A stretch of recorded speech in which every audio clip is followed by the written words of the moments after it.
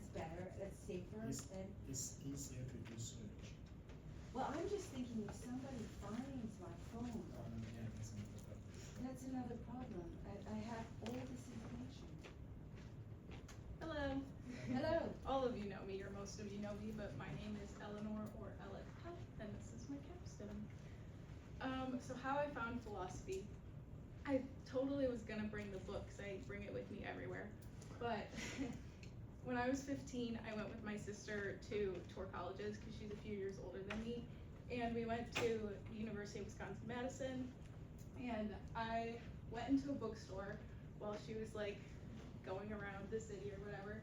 And I found this book, this copy of Against Interpretation and Other Essays by Susan Sontag. And I was a big reader when I was younger, but I felt like I wanted to like be more mature and like read cooler stuff. So I thought that would be a good, like I read the back and I was like, this is something I'm interested in. So I spent the whole summer when I was 15 trying to read it. And it's Susan Sontag, so it's incredibly difficult, especially for a 15-year-old who's never read anything like that before. But I would like underline things, I would look up words, I would try to like figure everything out. And it was just like a fun exercise, like I really enjoyed it that summer. And I read the whole thing, read all the essays, and I got to the end, and there's an afterword 20 years later where she talks about how at the time where she was thinking of some of these things or writing some of the essays, she was in her 20s studying philosophy and literature in Paris. And I was like, I know what literature is, but I don't know what philosophy is. So I looked it up and I was like, this is amazing. This is what I've been looking for. This is what I want to do. And I just thought if I could do anything with my life, it would be like to think and write like that. So I decided at 15 that that is what my major would be, and I've stuck with it since. So yeah, that's how I found philosophy. Okay, so my journey as a philosophy major, I went through all the years and thought really hard about it. In my first year, because I was a philosophy major, I was in the core program, and I just really enjoyed it. I had Dr. Smith as my seminar professor, and I loved it all, but I especially loved the philosophy. And that was the year where I was like, I could just do this. I could just stay on a college campus and I could just like pursue philosophy for the rest of my life. When I told my parents I would be a philosophy major, I was like, don't worry, I'll go to law school, it'll be fine, because they were a little worried. But it was my first year that I was like, I'm actually not gonna go to law school, I just wanna do this. Second year, I took 3 philosophy classes, but my 2 favorite were social philosophy with Dr. Cox and ethics with Dr. Johnson. And at the end of, these were both in the fall, at the end of that first semester, I asked Dr. Cox if I could write an extra paper at the end of our social philosophy class. And he was kind of like, I don't really know why he would, but he can. And so he helped me with it. And I kind of got to be creative with it. And it was the first paper that I wrote for myself outside of a class that didn't have a grade, anything like that. And I just like really had fun with it. And yeah, I just thought it was really fun. And then I told Dr. Johnson about it because I was in her ethics class, and then the next semester was in her ethics and leadership class also. And she suggested that I submit it to a philosophy undergrad conference at Purdue. And so she read it and helped me revise it, same with Dr. Cox, and I submitted it, and it was accepted, and I presented at Purdue. And it was really exciting because I'd never done anything like that before, and it made me feel like I could I could do this, I could pursue philosophy as a career. Third year, last year, my favorite class was Ancient Greek Philosophy with Dr. Gabby. I just really enjoyed kind of the basics of philosophy, and also just the structure of the class of reading everything and how we talked about it was really fun for me. And I began planning my honors thesis. I chose Dr. Flaser as my thesis advisor, and it took a long time for me to figure out what I wanted to do. I was kind of coming off of my paper that I had written outside of Dr. Cox's class, and what I wanted to do with that, what I was actually interested in, what I actually wanted to pursue. But as I was starting to think about what I wanted to do with my honors thesis, I revised for the last time that paper from the year before, and I presented it in the spring at University of Louisville, the Great Lakes Conference, and then also Johns Hopkins University, and then it was published in Dialogue, which is the Philosophy International Honor Society journal.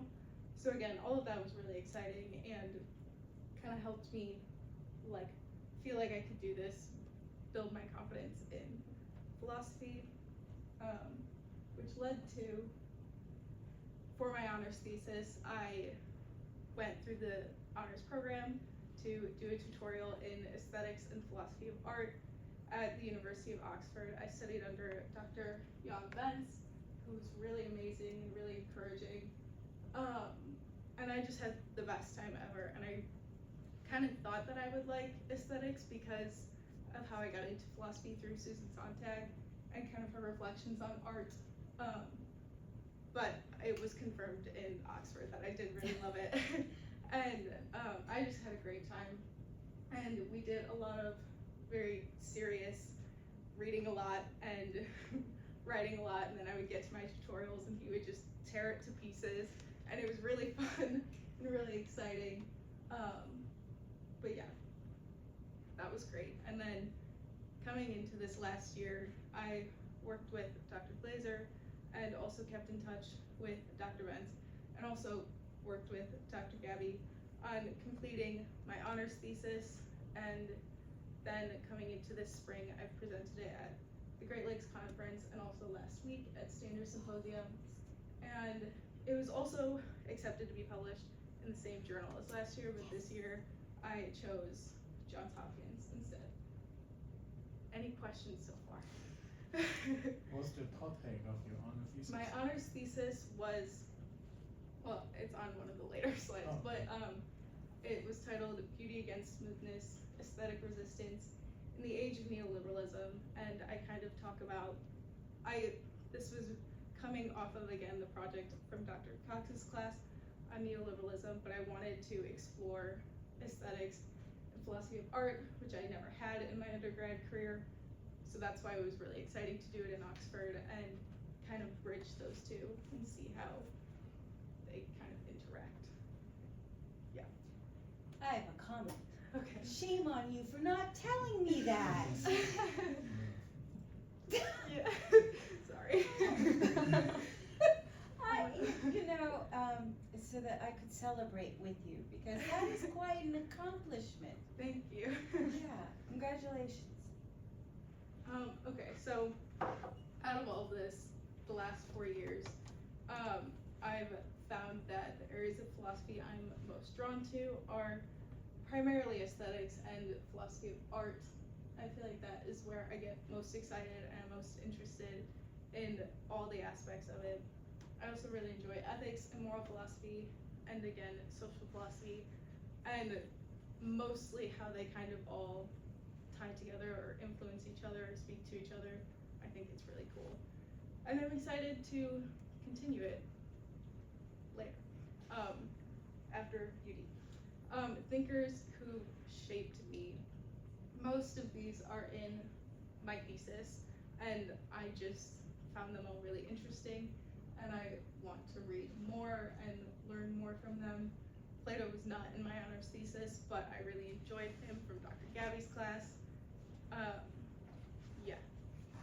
And then major projects. As I've said, the first paper from Dr. Cox's class was Responsibility in the Neoliberal Age of Human Suffering, and then my thesis was Beauty Against Smoothness, Aesthetic Resistance in the Age of Neoliberalism. I think one of the biggest transitions from the first project to the next project was, in the first project, I was kind of detailing out an issue that I saw or that bothered me, but there was kind of a lack of response of what to do with it. And so in studying aesthetics, I thought it would be interesting to spend most of the philosophical energy on, I don't know if that's something you can say, philosophical energy, but put most of that onto what I might see as a solution to it. So that was something that transition of like having to make my own argument and reason it out was a good exercise, I think. And then finally, skills I've developed. I think precise writing, one of the things in my tutorial in Oxford that he would get on me all the time was very specific word choice, and he would go like down to the sentence and be like, why did you use that word? And it really made me think about my own writing and the words that I was using, and just trying to be very precise and say exactly what I mean. And then also critical thinking and having a clear structured argument that your readers can follow and kind of help you in conveying your ideas. And then where I will go from here, what I will do with the philosophy degree. Next year I will be going to the University of Chicago to pursue my master's in humanities with a specialization in philosophy. And also I'm from the Chicago area, so I'm excited to go home, but I'm also just excited because Chicago is a really great art city. It's a really great thinking city. I just love the city of Chicago, but I know that we have a lot of great museums, a lot of great arts, a lot of great public philosophy and kind of civic organizations. So I'm excited to, in addition to studying philosophy at the University of Chicago, to kind of look into the museums and cultural institutions. I know that there's a lot of Chicago public humanities organizations, so I'm just kind of excited to get out into the city of Chicago and look at what that might look like. And long term, I want to pursue a PhD in philosophy, but I think I'm trying to be intentional about slowing down and but engaging across multiple fields to see what it is that I really want to do in my career moving forward. Can you guys tell that I had a lot of fun picking pictures for everybody? And then finally, philosophy and the common good. So kind of inspired by Susan Sontag, as it was originally, I'm mostly interested in having my philosophy be accessible to larger conversations. I know that one of the things I get most excited about is when my friends who are in different fields understand what I'm talking about. A lot of them came to my standard presentation, and afterwards they were like, we understood, and they were talking the rest of the day about things that were beautiful versus things that were smooth, and that's what made me feel most accomplished. So kind of applying it to a larger space, and again, like I said, I want to pursue academia, but I would love to branch out and see if I can apply it to different institutions and just kind of connect my philosophical thinking to the outside world and like lived experience.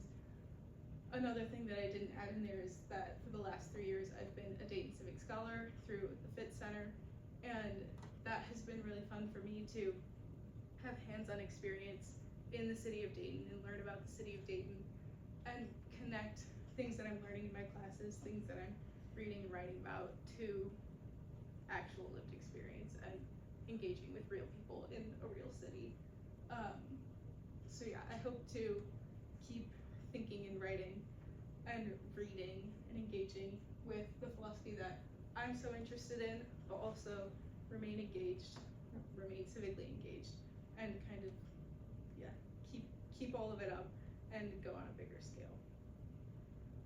And then, thank you. I want to thank Dr. Glazer, my thesis mentor, Dr. Gabby, Dr. Fine in the English department, Dr. Cox, Dr. Johnson at Ohio State, and Dr. Benz at Oxford. Thank you.